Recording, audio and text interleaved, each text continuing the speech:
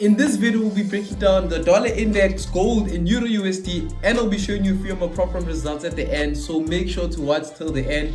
If you're new here, please make sure to click the subscribe button, turn on the post notification because I post content like this every single weekend.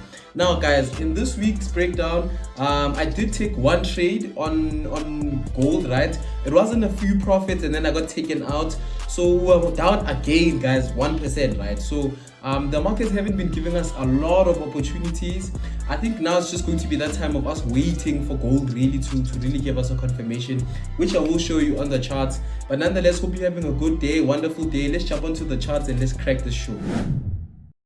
All right. So this is the dollar index on the weekly time frame. We're gonna start with this guy over here so we can clearly see.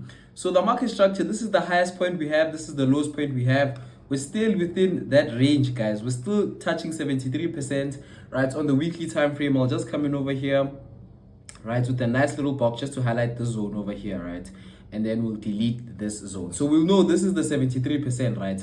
Then we go to the daily time frame, right? When we're here, what we can see is that price has rejected off of this place and is pushing to the top, right? On the 4-hour time frame, we're starting to see like a bullish market structure, which is good, right? I am anticipating that the dollar index is gonna come for this fair value gap over here, right?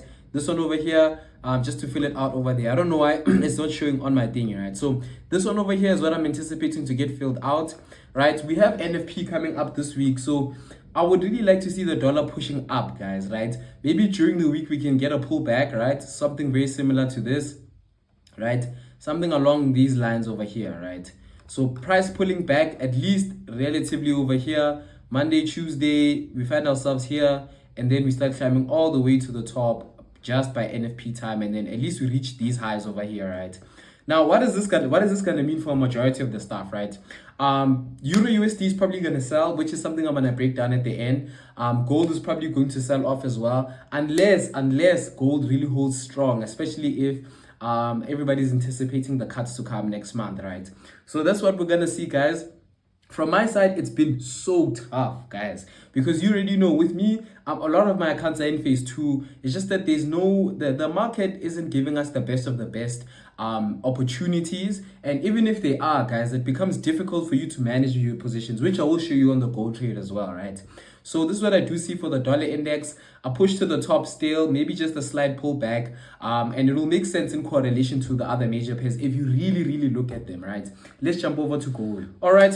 So this is gold on the weekly time frame. This time we're starting it on the higher time frame, right? So now, one thing I do want us to notice, guys, is that we have this range over here. This fair value gaps over here are too big to ignore, right? Even if we pull out the Gantt box from bottom to top over here, right, relatively this is a zone where we're interested in maybe having our first entry, right, around 3,505, right? So now remove this, right, and then now we'll go to the daily time frame, right? So I'll go to the daily time frame. Right, on the daily time frame, what we can see is that 3,500 is a very good place because we can even see there's a nice fair value gap over there, and price is pushed all the way to the top. So now it becomes difficult because when we look at it from like the 4-hour time frame, we can see that there is lows that are being printed, right? And it's tempting to pull the fib from down here all the way to the top in hopes of price coming to respect these levels, right? So we will see how it does look.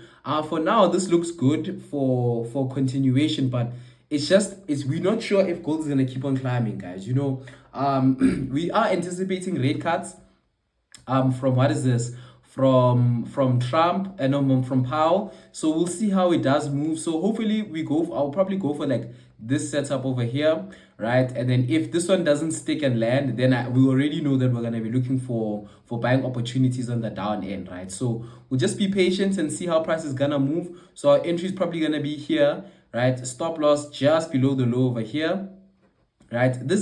For me, this is probably the last time I actually try buying gold at this high, right? So we're gonna probably look at that as an entry, and then the take profit is there. As much as it looks clean, clean cut finish. So we'll wait and see how price does move. I'm tempted to pull it all the way down from this low over here, right, making our entry look even way more cleaner like this, right. Actually, that's the low I think I might be going for, like this. So we'll be patient enough to see how price does move. If we do get taken out over here, then clearly we're going to be looking for like the long-term bias, like waiting for price to drop all the way to the downside. And how does that look like? We'll go to the daily, right? Bingo bango. On the daily, what we can see is that if you pull the fib from down here all the way to the top, this is where it's saying we should buy, right? So we'll go for this buy over here, right? And then if we do get taken out, then I know that I'll be waiting for like a longer time, like a longer perspective on gold, right? So with this one, in terms of like the trade that I took an L on during the week, right?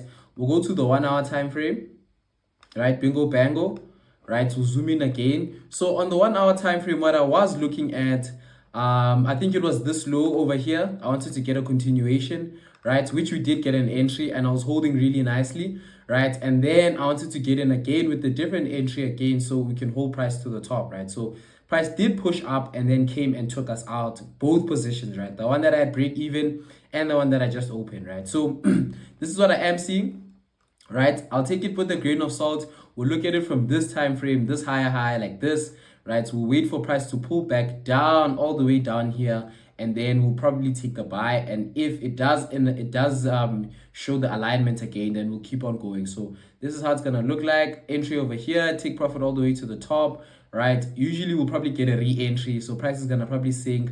We enter off of here, we get a push to the top, we break structure, we get a re-entry, and then we continue to the top, right?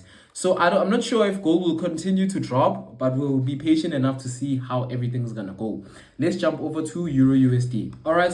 So this is EURUSD on the daily time frame, as you can see. So price has been pushing all the way to the top, right? We are anticipating a pullback relatively to this point over here, right? I'll even come and highlight currency, bingo bango. So that's where we're anticipating price to get to, right? Now, when we go to the 4 hour time frame, what we can see is that we officially got a market structure shift, right? Even if I pull out the fib like this, we can clearly see that we just broke out of this range over here, right? And we're planning to go for the retest pretty soon, right? So now if we pull out the fib from bottom to top, this is where we're supposed to be looking for entries in terms of scaling in, right? Sells over here. I'll even go about increasing the stop loss just a bit. Because with currency pairs, one thing I do notice is that there's a lot of manipulation, right? A lot of manipulation. So this is how I'd be going for, right? Bingo bango, clean cut finish. So a push to the top during the week, right? And then hopefully a continuation to the downside. I would even say stop loss maybe even above there, right? That would be safe. But even if, guys, it's like, that's fine. I think maybe just giving it some room, maybe about, if it's here, maybe we could give it just a breather, right? In case there's any funny business, right? We could even make our risk to reward fix. You can go for a 1:3 straight away, right? So something similar to this, like a 1:3, right? We know that we're gonna get tapped in. Our stop loss is at a safe place, and then if price comes all the way to the downside, this is where we're gonna enter again in terms of buys, right? So we're saying EuroUSD is probably gonna sell off NFP time, and then we're gonna hold it all the way to the top once again, right? So this one is clear cut finish. As you can see on the 4 hour time frame, we do get a market structure shift. This is just a small anyana pull back into the zone. So we're just waiting for it to pull back, relatively take out this high, and then continue selling to the downside. So that's looking good for EuroUSD and other major pairs as well. You can anticipate them to sell, especially if the dollar is the code currency and any base currency against the majors, right? So that's what we want to see. Let's jump over to the prop firm results and let's see where we are with the accounts. All right. So these are the accounts that I have right now. We'll start off with the 50K. We'll see that I think was 6% down, if I'm not mistaken, like 5.45% down, right? So I think from now moving forward, guys, let me just even go to the trading overview so you guys can see the trade and analytics, right? I think from now, as you can see, this is where we were the previous time. We did push to the top, right? Sunk all the way to the downside and then eventually broke even like that time. And then we chilled a couple of days with no entry. We find ourselves climbing to the top, almost gaining 1%, and then price fell all the way down to the downside where we were before, right? So we're still struggling to get a good string of trades, guys. Hence why the long breaks, as you can see, right? So I think now since we are chilling at 5, basically like 6% down, I'm going to reduce my risk, right?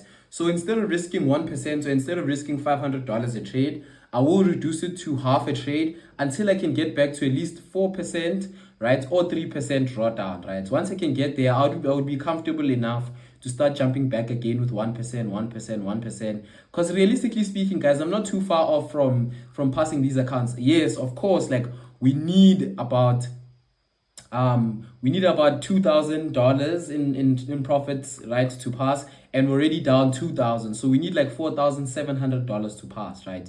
So for me right now, just gonna take it conservative, reduce my risk, jump back a bit back into break even, and then I'll control the risk as much as it is, right? Let's check the other accounts as well. The 10K phase one, this one I lost a lot because this one was in profit. I think I had 6%, right? Let me show you this one. This one I was over trading. I won't even lie to you, right? So we were up a decent chunk, and obviously we did chill a bit, and then we did climb up a bit, and then we sold off all the way to the downside. So here we're essentially like 1% chilling, like we're up 1% on this account. This one is a phase one, so we still have a long way to go, but I'm not too pressed. It is what it is. We'll just patiently wait for opportunities to show themselves, right? We got the 25K, right? 25K, I think I'm down 4.5%, right? So this one I only have 1 more percent to risk before I do reduce my risk as well. So I just make sure that I trade really nicely, right? If you go to trading overview, right, we can see that with this one, it's much more long. I've had this account since like the 17th of June, guys. So it's been little over 3 months now trading one account, right? As you can see, the equity curve is good. We did come back to break even. We did come back, and then we tried to push to the top again. And this is where we're chilling, right? So for me, I'll try and do my best at least to end of the year profitable, or at least at BE, guys. Like, I'm not in a rush with these accounts. Like, as much as I'm so tempted to pass them and really finish them off, I know that if I can pass them and I have them, like, it's done. Like, the risk management is going to be on point. I'm going to reduce my risk as well, and really monitor them really nicely. So that's the 25K. And then the last but not least, the 5K. The 5K is the one that's the closest, right? I'm down like 0.26%, but you can see with this one, like, we were actually closer than we were to passing. Like, we get so close. Like, we need about $5,200 to pass, so we do get around that point. But at least with this one, we can tell that we're a bit higher. So all the equity curve looks like this. It's like down, patience, down. So there's really nothing much to trade, guys. So I'll be patient, and then we'll wait for the trades to come to us. But nonetheless, thank you for watching till the end, guys. Trust me, I will be posting 2 videos next week. It will be a gold funded trader review and a psychology video on how to pass these prop firm challenges. So stay tuned for that. Please show me the love and support. But nonetheless, thank you for watching till the end. I will catch you guys next week.